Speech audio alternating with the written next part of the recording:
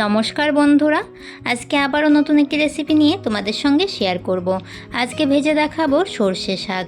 এইভাবে সর্ষে শাক ভাজা করলে গরম ভাতের সাথে আর কিছুই লাগবে না। দুর্দান্ত স্বাদের এই সর্ষে শাক রান্না করার জন্য এইখানে সর্ষে শাকগুলোকে বেছে পরিষ্কার করে ধুয়ে নিয়েছি। সর্ষে শাক ভাজা করার জন্য এইখানে 3টে পেঁয়াজ স্লাইস করে কেটে নিয়েছি। এখানে 5 থেকে 6টা কাঁচা লঙ্কা নিয়ে নিয়েছি। সর্ষে শাকগুলোকে কেটে নিয়েছি। সর্ষে শাকের মাঝের যেই মোটা শিরটা থাকে সেইটা নিয়ে নিই, শুধু পাতাগুলোই এইভাবে কেটে নিয়েছি।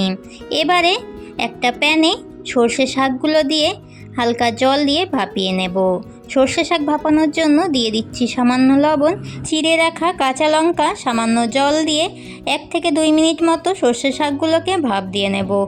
তোমরা যারা প্রথম আমার চ্যানেলে আমার ভিডিও দেখছো, আমার চ্যানেলটিকে সাবস্ক্রাইব করে দিয়ে পাশে থাকা বেল আইকনটি অল করে রাখার অনুরোধ রইল, যাতে আমার নিত্য নতুন রেসিপিগুলো তোমরাই প্রথমে দেখতে পাও। সর্ষে শাকগুলোকে 2 মিনিট মতো ভাপ দিয়ে নিয়েছি। এবারে জলটা ঝরিয়ে সর্ষে শাকগুলোকে ঠান্ডা করে নেব। সর্ষে শাকগুলো ভাজা করার জন্য প্যানে দিয়ে দিচ্ছি সর্ষের তেল, দিয়ে দিচ্ছি স্লাইস করে রাখা পেঁয়াজ কুচি, দিয়ে দিচ্ছি স্বাদ মতো লবণ, এবারে দিয়ে দিচ্ছি সামান্য পরিমাণ হলুদের গুঁড়ো। সব কিছু দিয়ে পেঁয়াজটাকে হালকা ভেজে নিতে হবে।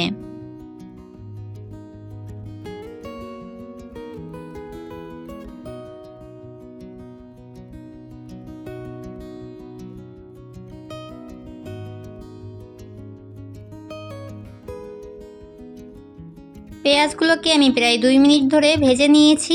এবারে দিয়ে দিচ্ছি জল ঝরিয়ে রাখা সর্ষে শাকগুলো। সর্ষে শাকগুলো এক জায়গায় দলা হয়ে গেছিলো। আমি সর্ষে শাকগুলোকে একটু ছাড়িয়ে এইরকম ঝরঝরে করে নিয়েছি।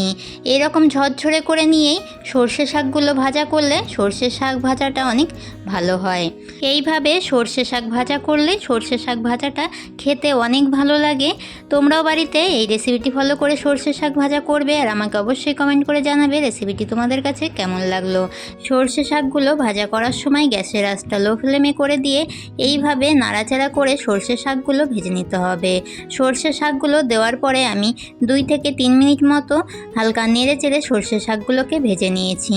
শাকগুলো ভাজা হয়ে গেছে, এবারে প্লেটে নামিয়ে নেব। গরম গরম ভাতের সাথে এই রকম সর্ষে শাক ভাজা খেতে অনেক ভালো লাগে বন্ধুরা।